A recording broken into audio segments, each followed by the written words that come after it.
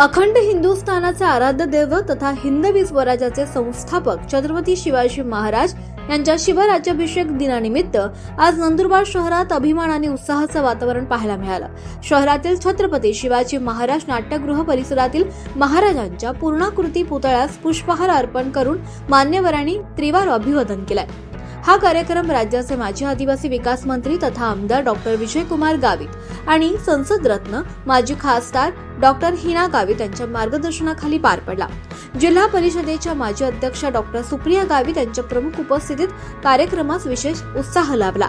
यावेळी भारतीय जनता पक्षाचे नगरपालिका विरोधी पक्षनेते हिरालाल चौधरी, नगरसेवक आनंदा माळी, नगरसेवक लक्ष्मण माळी, नगरसेवक पंकज चौधरी, भाजपा शहराध्यक्ष नरेश कांकरिया, माजी नगरसेवक संतोष वसईकर, भाजपा ज्येष्ठ कार्यकर्ते माणिक माळी, माजी नगरसेवक प्रकाश भोई, सामाजिक कार्यकर्ते सतीश मराठे, हरमेश ठाकूर यांच्यासह अनेक शिवप्रेमी आणि पदाधिकारी उपस्थित होते।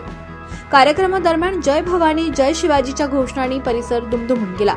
उपस्थितांनी छत्रपती शिवाजी महाराजांच्या शौर्य आणि पराक्रम तसंच लोककल्याणकारी विचारांचं स्मरण करत त्यांच्या आदर्शांवर चालण्याचा संकल्प व्यक्त केलाय।